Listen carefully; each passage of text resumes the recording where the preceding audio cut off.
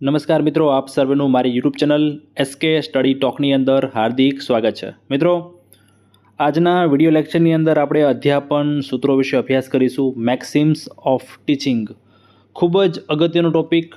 ટેટાટ પરીક્ષા હોય, સીઆરસીની હોય, બીઆરસીની હોય, ટેટ 1ની હોય કે ટેટ 2ની હોય, તમે જૂના પેપર જોશો તો તમને ખ્યાલ આવશે કે ઘણા બધા પ્રશ્નો અધ્યાપન સૂત્રોને લઈને પૂછાયેલા છે। એક્ઝેક્ટ બેઠું ના પૂછાય, પણ તમને ઉદાહરણ આપેલું હોય અને ઉદાહરણના આધારે કે આની અંદર કયા સૂત્રનો ઉપયોગ થયેલો છે, તો આ રીતના તમે જૂના પેપર એનાલિસિસ કરશો તો તમને એવા બધા શબ્દો મળેલા છે: સરળ પરથી કઠિન, પૂર્ણ પરથી અંશ, વિશિષ્ટ પરથી સામાન્ય, સામાન્ય પરથી વિશિષ્ટ।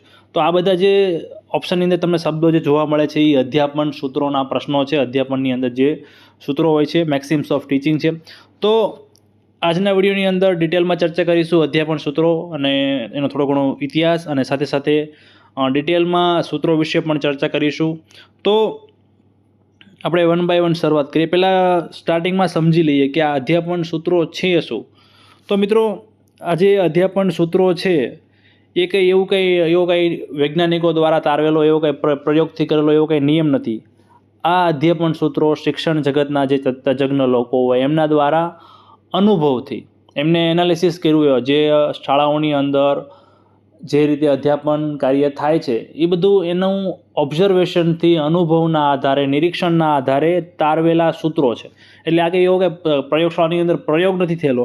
ટૂંકમાં જે અધ્યાપન સૂત્રો છે એ અધ્યાપન સૂત્રોને આધાર વાક્ય કે વિધિ વાક્ય પણ કહી શકાય। તે વર્ષોના શિક્ષણ કાર્યના અનુભવની નિષ્પત છે। મેં તમને કીધું ને મિત્રો, જે તજજ્ઞ શિક્ષણ જગતના લોકો છે એમને જે તે અધ્યાપન કાર્ય પ્રેક્ટિકલી ઓબ્ઝર્વેશનથી, અનુભવથી આ તારવા કે આવી રીતે શિક્ષણ કાર્ય જે સૂત્રો જે આપ્યા એમને એવું કીધું આ રીતના દરેક શિક્ષક શાળાની અંદર ભણાવે તો જે અધ્યયન નિષ્પત્તિઓ છે એ સારી રીતે અને બાળકોને ભણવામાં પણ સારી રીતે ફાયદો થઈ શકે।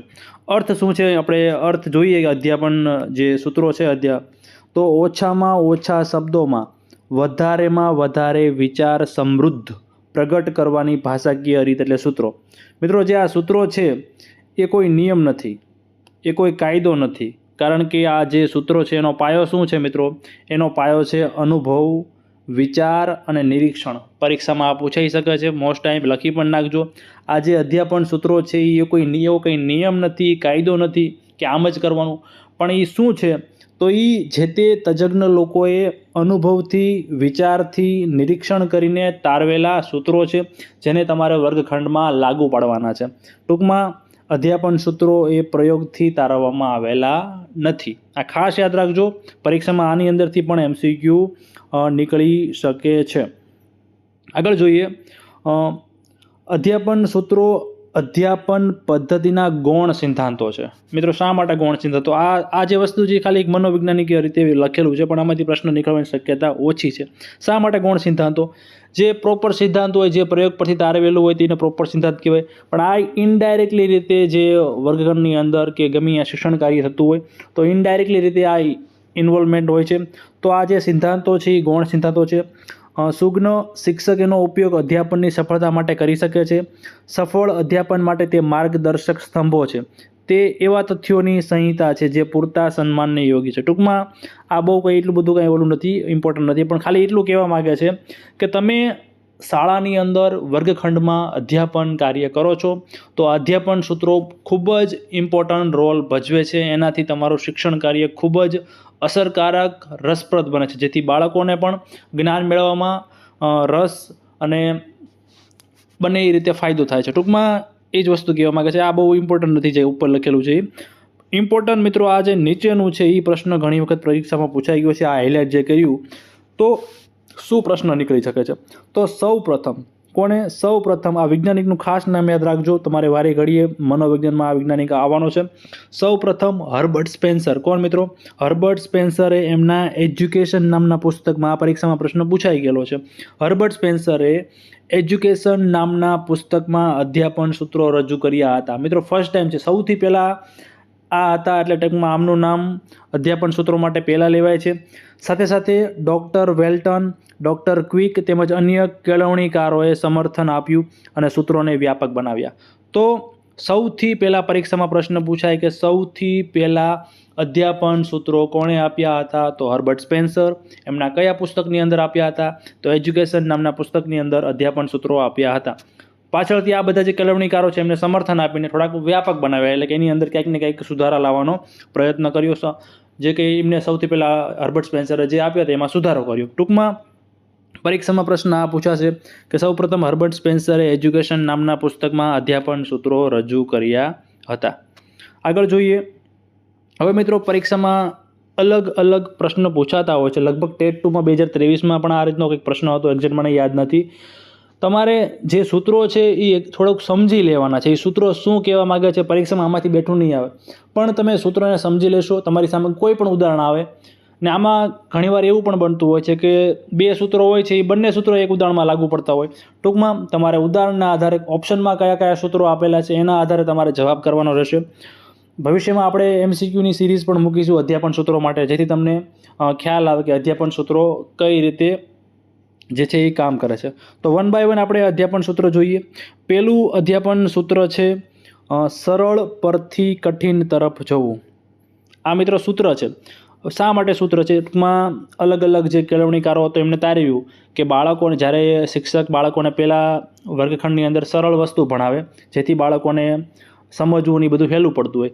પછી ધીમે ધીમે સરળ વસ્તુ આવડી જાય, પછી અઘરી વસ્તુ એટલે કે કઠિન વસ્તુ સમજાવે તો બાળકો સરળતાથી જે એમનું શિક્ષણ કાર્ય છે એ કરી શકે છે.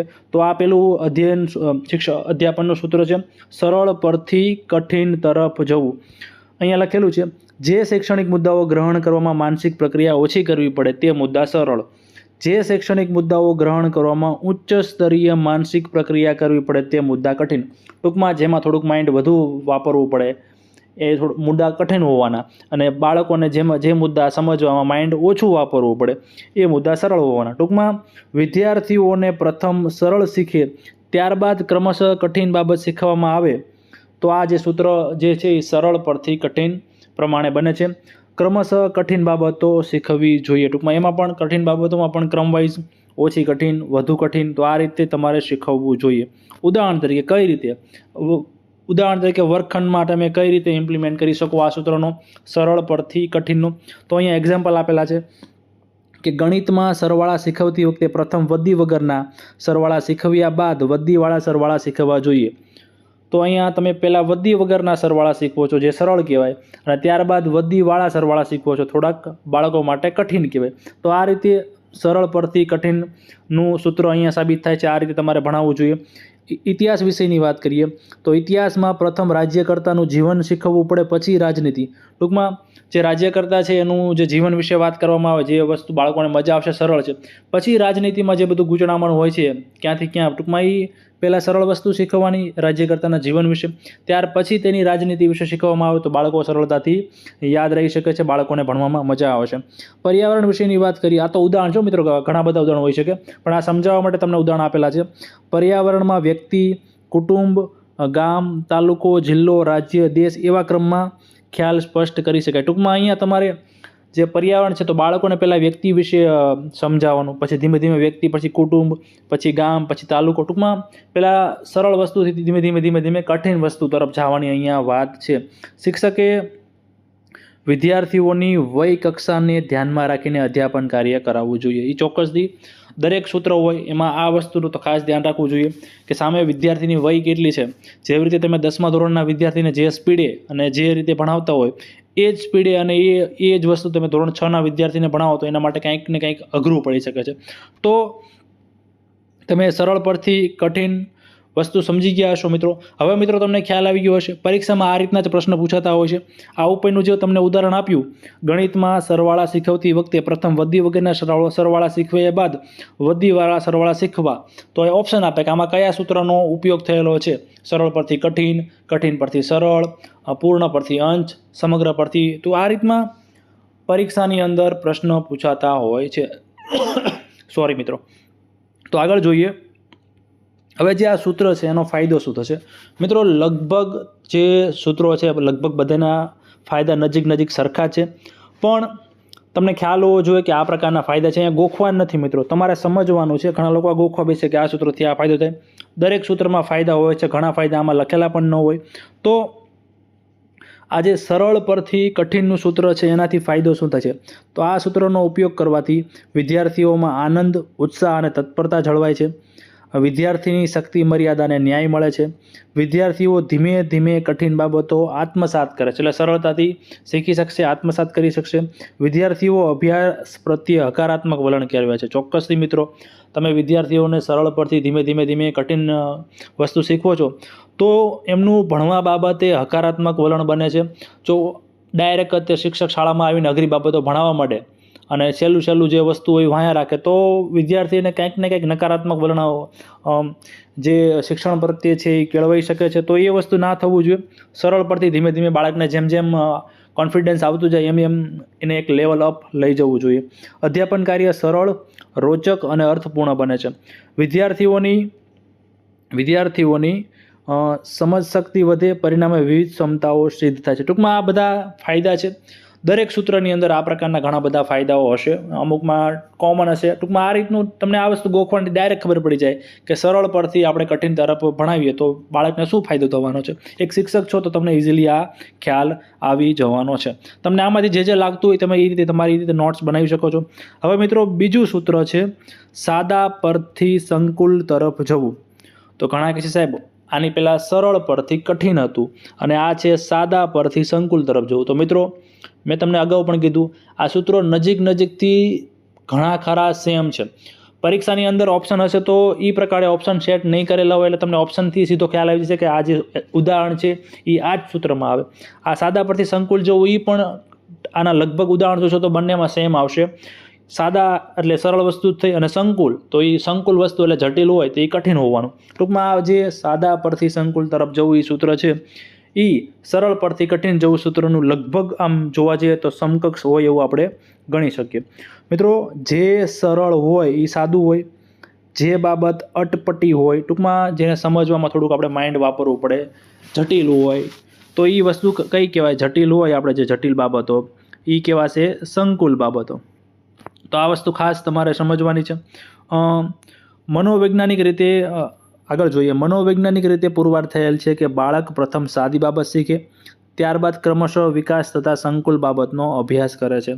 આથી શિક્ષકે પ્રથમ સાદી બાબતો શીખવવી જોઈએ, ત્યારબાદ સંકુલ કે જટિલ બાબતો શીખવવી જોઈએ. ચોક્કસથી મિત્રો, જે સાદી વસ્તુ હોય એ પહેલાં શીખવવી જોઈએ, પછી એ સાદી વસ્તુનો પાયો રાખીને તમે જે સંકુલ બાબત છે, જટિલ બાબત છો એ શીખવી શકો છો.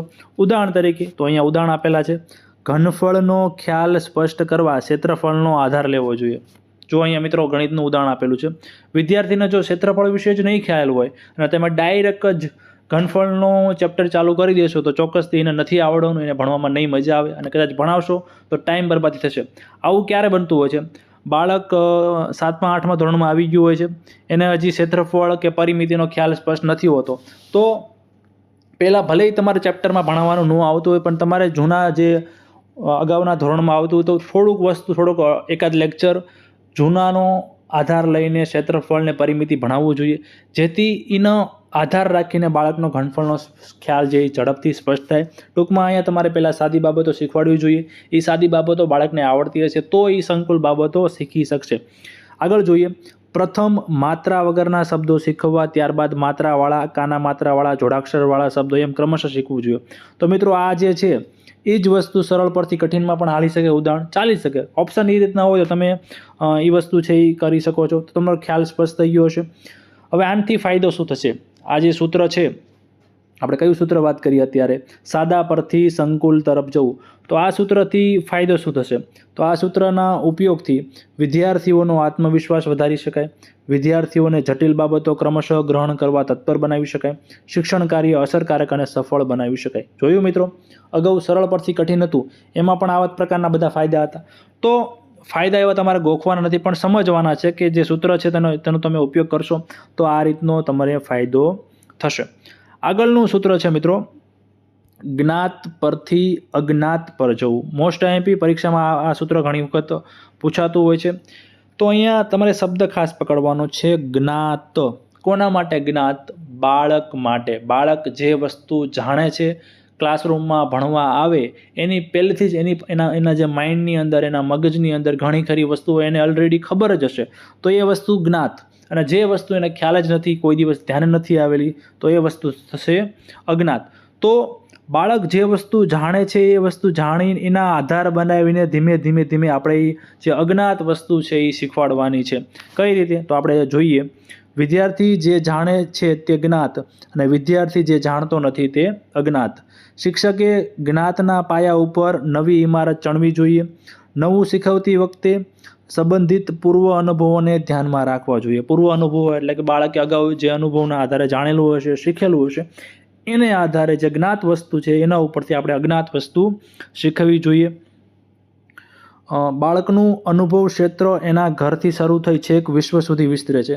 આપણે ખબર છે, બાળક ઘરે પણ શીખતું હોય છે, વર્ગખંડમાં પણ શીખતું હોય છે, જ્યાં પણ જાય છે એના માઇન્ડની અંદર. અત્યારે તો મોબાઈલ આવી ગયા છે એટલે લગભગ દેશ વિદેશની વસ્તુઓ એના મોબાઈલ સુધી પહોંચતી હોય છે. એટલે આપણી એક મોટી જવાબદારી રહે છે કે બાળકને કઈ રીતે આપણે હવે તાલીમ આપી. જ્ઞાનનો આરંભ હંમેશા પરિચિત પ્રસંગો, ઘટના, બાબત, શબ્દો દ્વારા થાય છે. તો ખાસ આ સૂત્ર માટે કે જે જ્ઞાનનો આરંભ છે એ કેનાથી કરવો જોઈએ?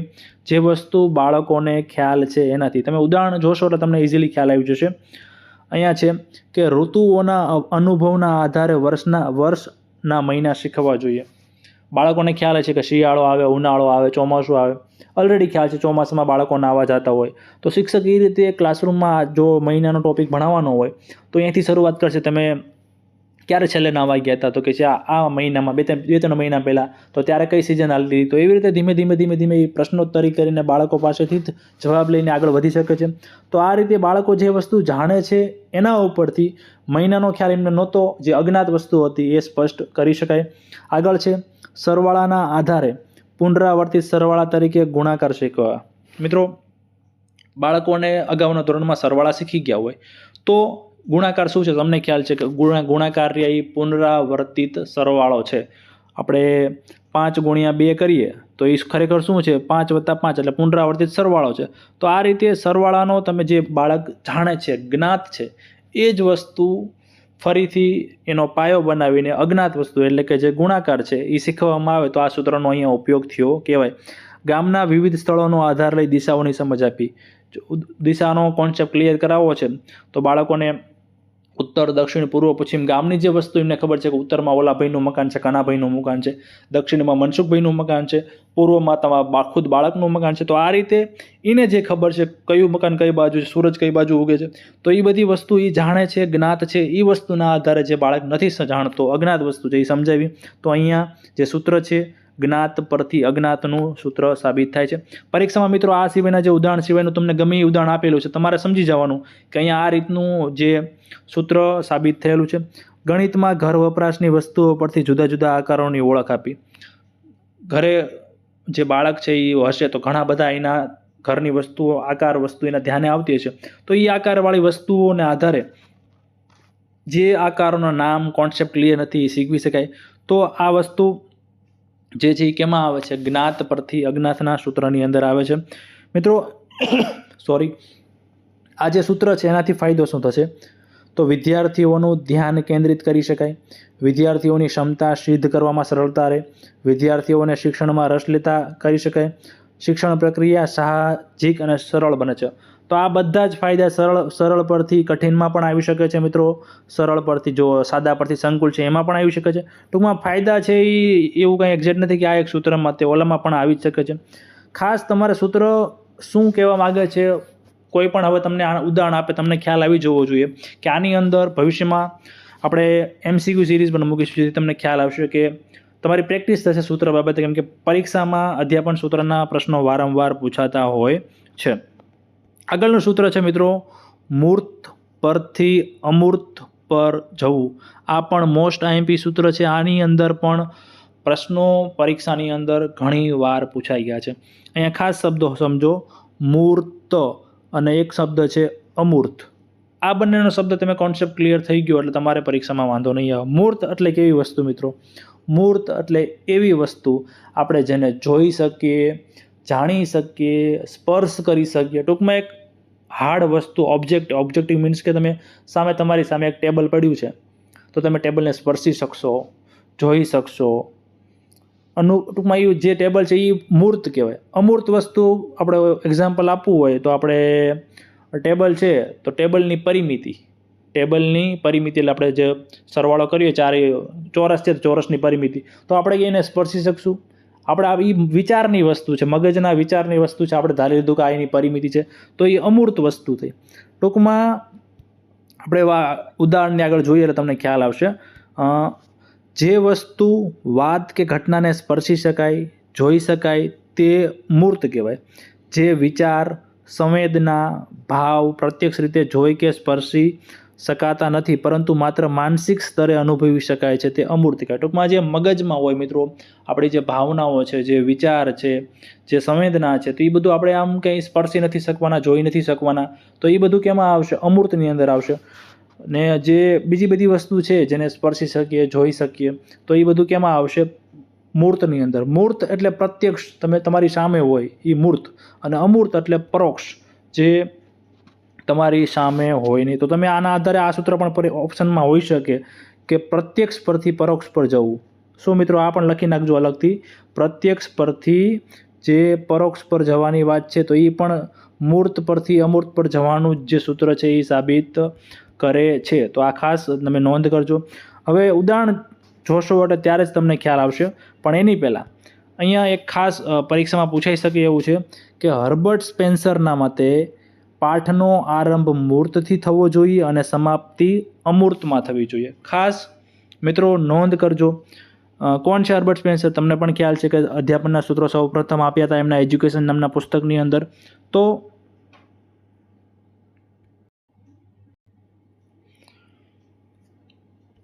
તો મિત્રો આ વસ્તુ તમારે ખાસ યાદ રાખવાની છે. કોના મતે? હર્બર્ટ સ્પેન્સરના મતે.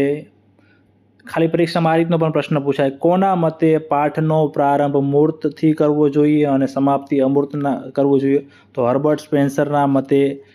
શા માટે મિત્રો? કારણ કે મૂર્ત એટલે મેં તમને અગાઉ પણ કીધું, જે વસ્તુ જોઈ શકે છે, જાણી શકે છે એ વસ્તુ.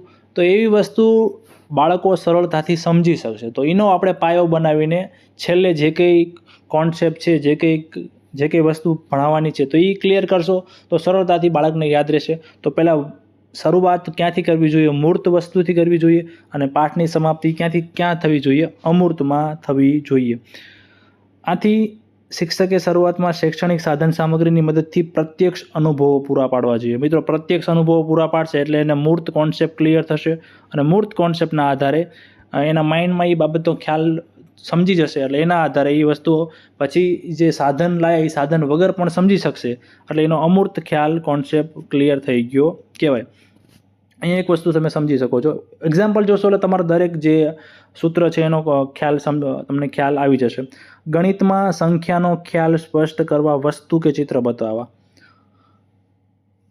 જે ગણિત છે, ગણિતની અંદર તમને ખ્યાલ છે સંખ્યાઓ હોય આપણે 1, 2, 3, 4, 5. તો જે પહેલા ધોરણમાં ભણતો બાળક છે કે બીજા ધોરણમાં ભણતો બાળક છે કે બાલવાટિકાની અંદર છે, તો તમને ખ્યાલ છે કે અલગ અલગ 5 વસ્તુ હોય તો 5 બોટલ, 4 હોય તો 4 દડા.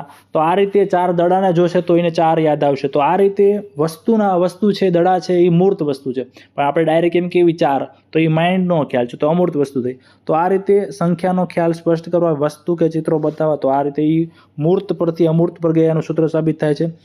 ગણિતમાં સ્થાન કિંમત સમજાવવા મણકા ઘોડીનો ઉપયોગ કરવો. મિત્રો આપણે નાના હતા ત્યારે મણકા ઘોડી શાળાની અંદર આપણે આગળ મૂકેલી હોય, તમને ખ્યાલ છે.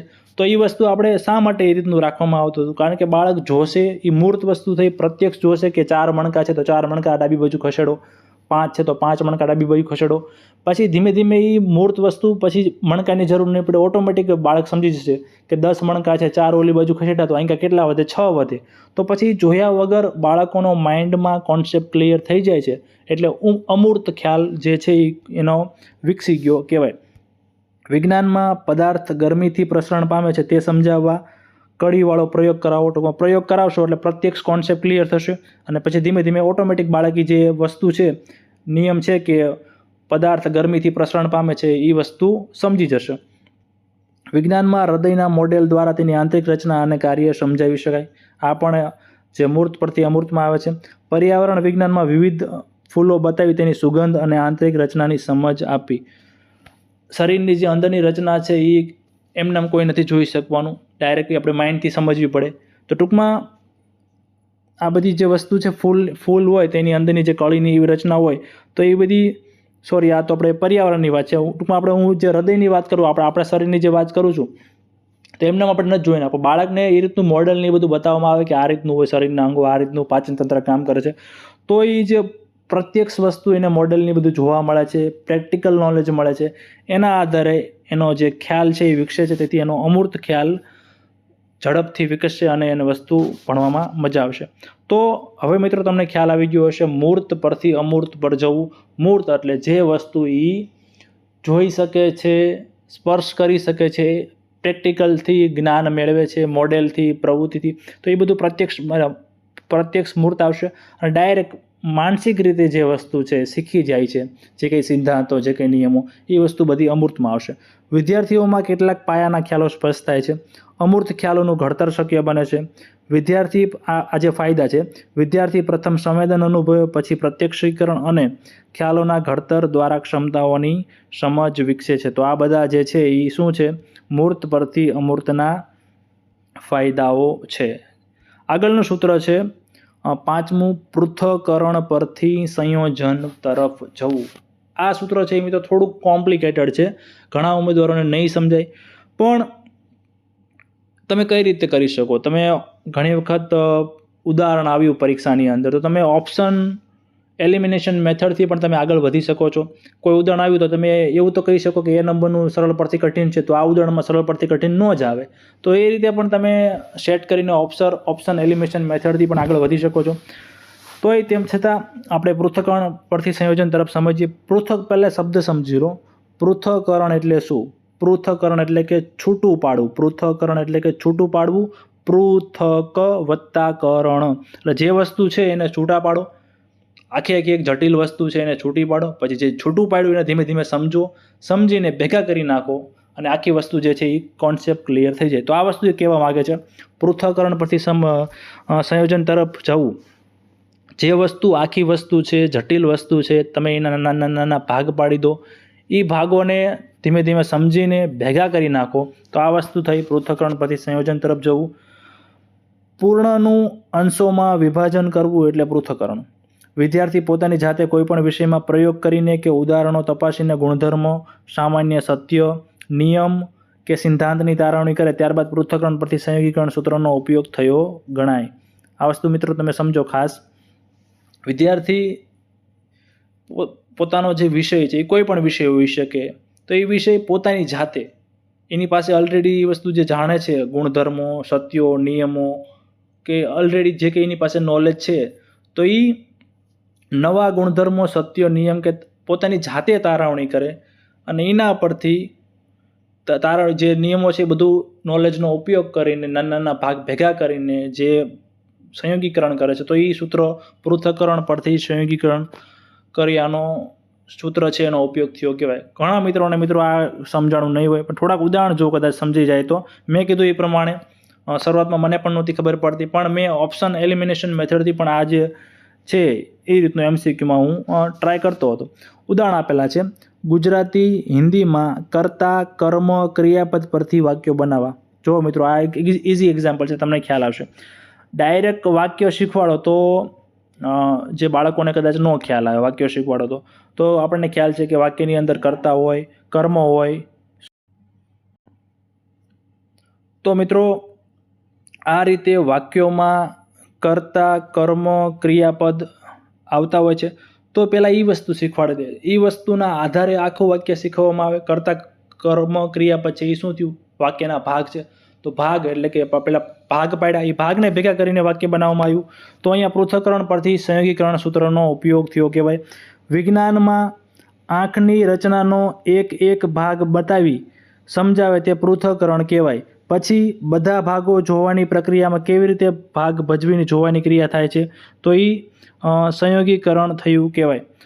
તો એક વસ્તુ તમે સમજો, જે માનવ આંખ છે, આ આંખ છે, તો શરૂઆતમાં આંખની અંદર જે કંઈ ભાગ આવે છે એ ધીમે ધીમે નાના નાના ભાગ સમજાવી દેવાના. તો આપણે ભાગ પાડ્યા, છૂટા પાડ્યા, તો એ પૃથ્થકરણ થયું કહેવાય.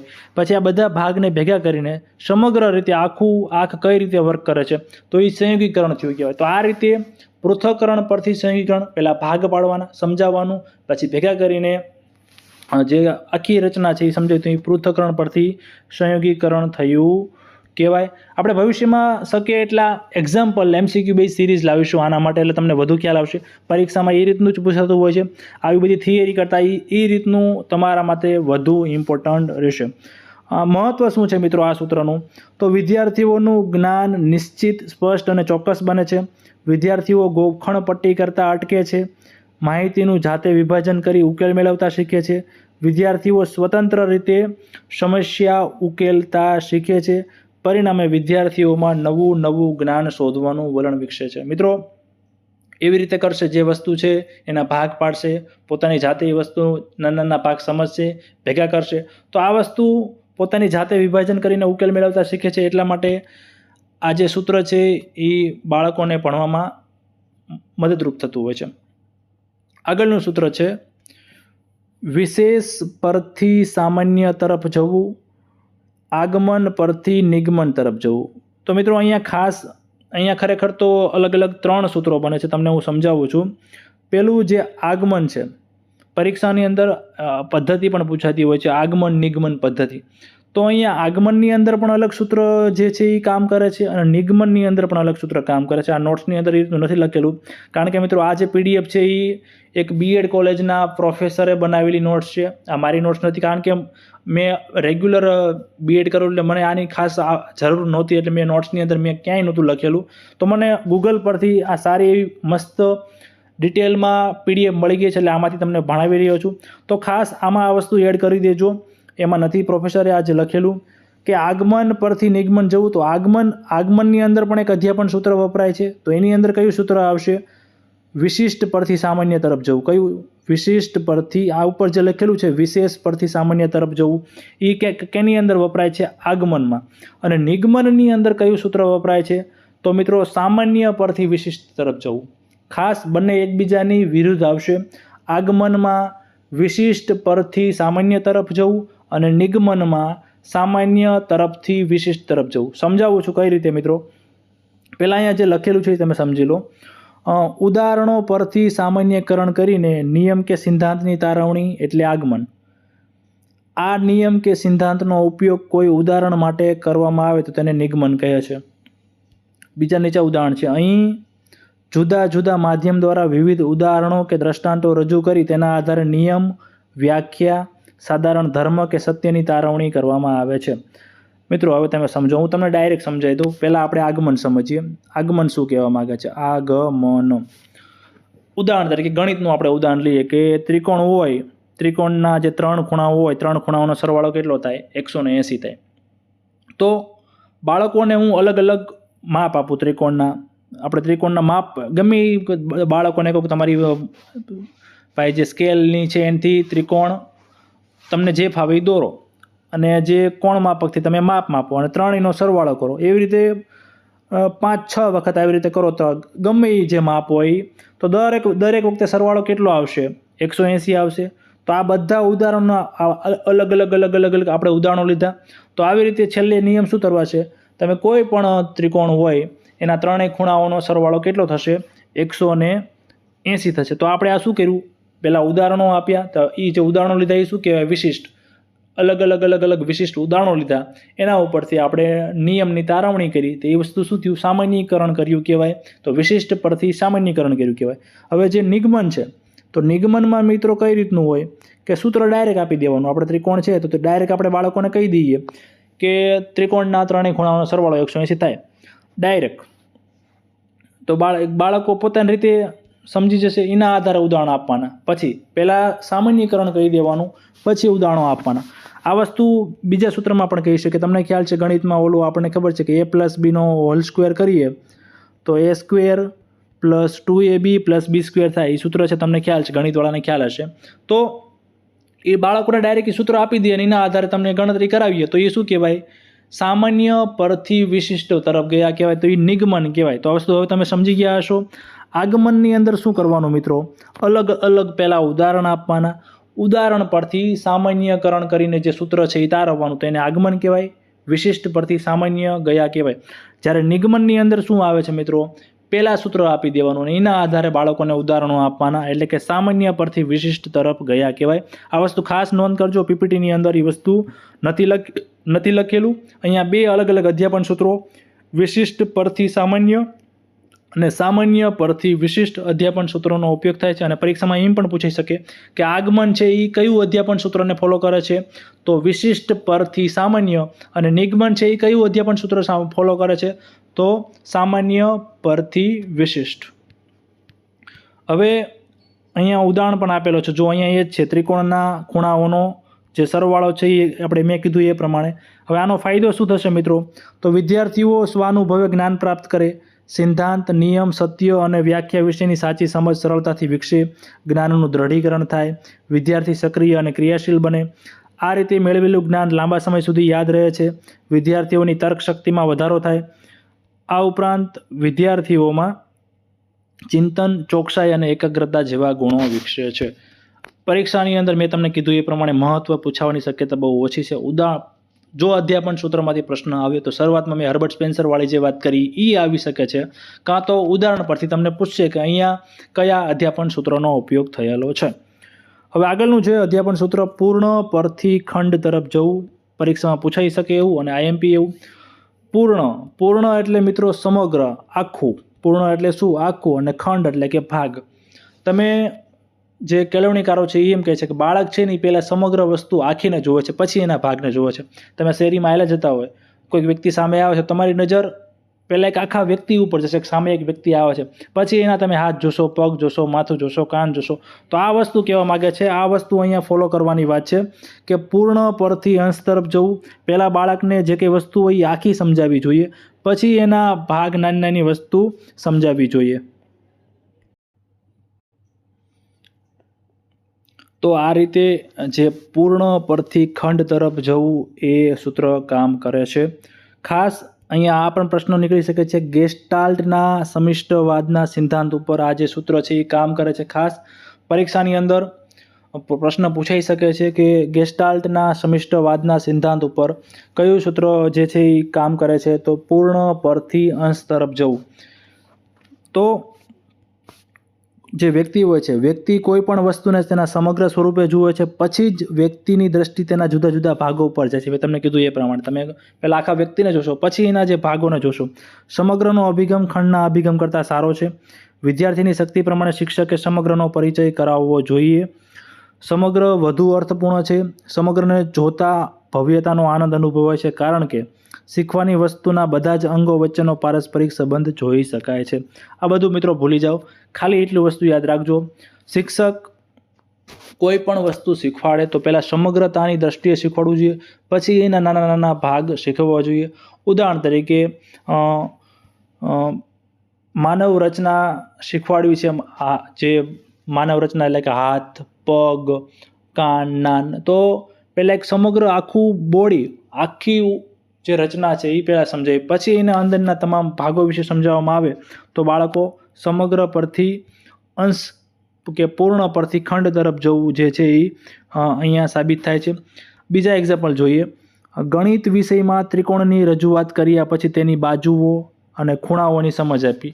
પહેલાં ડાયરેક્ટ બાળકની સામે આવી રીતે દોરી નાખવાનું ત્રિકોણ, કે જો મિત્રો આપણે બાળકોને ખૂણા અને બાજુઓ શીખવાડવાની છે, તો ડાયરેક્ટ આપણે આવી રીતે પહેલાં ખબર આપણે આ રીતનું દોરેલું હતું ખૂણા વસ્તુ, આવી રીતે ખૂણા દોરેલા હોય તો આવી રીતે ગુરુકોણ ને લઘુકોણને, તો પહેલાં ડાયરેક્ટ બાળકોને ત્રિકોણ સમજાવવાનો, પછી એના ખૂણા જે છે એ સમજાવો તો પહેલાં બાળક આખું જોશે, આખું એટલે કે પૂર્ણ જોશે, પછી એના ભાગને જોશે. તો આ રીતે અહીંયા પૂર્ણ પરથી જે અંશનો જે નિયમ છે એ લાગુ પડે છે. વિજ્ઞાન વિષયની વાત કરીએ તો વિજ્ઞાન વિષયમાં શરીરનું ચિત્ર બતાવ્યા પછી દરેક અંગની સમજ આપી. જે મોડેલ છે દરેક અંગો વિશે સમજાવ્યું છે, તો આખું જે બોડી છે એનું એક ચિત્ર પહેલાં મૂકવાનું, જેથી બાળકો સમગ્રતા આખું જોશે અને પછી એના હાથ, એના પગ, એ બધા જે કંઈ એના અંગો છે એ વિશેનો ખ્યાલ બાળકોને સ્પષ્ટ કરી શકાય. તો અહીંયા પૂર્ણ પરથી અંશ પર જવાનું જે સૂત્ર છે એ પરિપૂર્ણ થાય છે. કાવ્યમાં પણ એવું આવે, જે ભાષાના શિક્ષકો છે પહેલાં આખું કાવ્ય કાવ્ય ગાન કરાવી દે એટલે બાળકો આખું કાવ્ય ગાન કરશે, થોડો ઘણો અંદાજ આવી છે. પછી ધીમે ધીમે એની પંક્તિઓની બધું સમજાવવામાં આવે તો બાળકોને વધુ મજા આવે. કાવ્ય શિક્ષણ કરતી વખતે પ્રથમ કાવ્ય જ્ઞાન કર્યા પછી દરેક પંક્તિનું રસ દર્શન કરાવવું. તો અહીંયા કયું સૂત્ર ફોલો થાય છે? પૂર્ણ પરથી અંશ તરફ જવું. સંગીતના 7 સુરો, જુદા જુદા રંગોની લાઇટ, તો આ રીતની બધી વસ્તુ કેની અંદર આવે છે? પૂર્ણ પરથી અંશ તરફ જવું. તમારે એક જ વસ્તુ સમજવાની, પરીક્ષામાં જે ઉદાહરણ આપેલું હોય એમાં એવું થાય છે કંઈ કે આખી વસ્તુ શીખવાડી પછી એના ભાગ શીખવાડ્યા, તો એ શું હોય? પૂર્ણ પરથી અંશ તરફ જવું. હવે આ સૂત્રના ફાયદા શું મિત્રો? તો વિદ્યાર્થીઓ સમગ્રમાંથી પેટા મુદ્દાની તારવણી કરતા શીખે, વિદ્યાર્થીઓની સમજ અર્થપૂર્ણ અને ચોક્કસ બને છે, સંકલ્પનાઓની સ્પષ્ટતા વધવાથી શિક્ષણ દ્રઢ બને છે. તો આ વસ્તુ જે છે એ જોવા મળે છે. હવે આગળનું જે સૂત્ર છે, યથાર્થથી પ્રતિનિધિ તરફ જવું. બહુ એટલું બધું ઇમ્પોર્ટન્ટ નથી પણ પરીક્ષામાં પૂછાઈ શકે છે. યથાર્થ એટલે શું મિત્રો? જે વસ્તુ છે એનું એ જ. ઉદાહરણ તરીકે એક્ઝામ્પલ આપું છું. તો ઉદાહરણ તરીકે ગાંધીજી વિશે શીખવાડવું છે તો રૂબરૂ ગાંધીજીને તમે આમ એક્ઝામ્પલ આપું છું, હવે તો ન આવે, રૂબરૂ ગાંધીજીને તમે સામે ઊભા હોઈને શીખવાડો. ઉદાહરણ તરીકે આપણે પ્રધાનમંત્રી મોદીજી વિશે શીખવાડવું છે તો બાળકોને રૂબરૂ કોઈક જગ્યાએ કાર્યક્રમ હોય મોદીજીનો તો અહીંયા જગ્યાએ લઈ જાઓ તો આ વસ્તુ શું થયું? યથાર્થ એટલે એનું એ જ વસ્તુ ને એને ઉપરથી ભવિષ્યમાં પ્રતિનિધિ એટલે કે પછી એમનો ફોટો હોય કે એમના વિશેની માહિતી હોય તો એ રીતે એ વસ્તુ શું થયું કહેવાય? યથાર્થથી પ્રતિનિધિ તરફ જવું. ખાસ સાંસ્કૃતિક અને પ્રતિનિધિ બનેલા ઉદ્દેશ્યોની અપેક્ષાએ વાસ્તવિક, યથાર્થ અને પ્રાકૃતિક લક્ષ્ય વધુ આકર્ષિત કરે છે. વાસ્તવિક વસ્તુ તેના પ્રતિનિધિરૂપ વસ્તુથી વધુ અસરકારક હોય છે. અહીંયા ઉદાહરણ તમે સમજશો એટલે તમને સીધો ખ્યાલ આવી જશે. હું તમને એક બીજું ઉદાહરણ આપું. ઉદાહરણ તરીકે બાળકોને અભયારણ્ય વિશે સમજાવવું છે.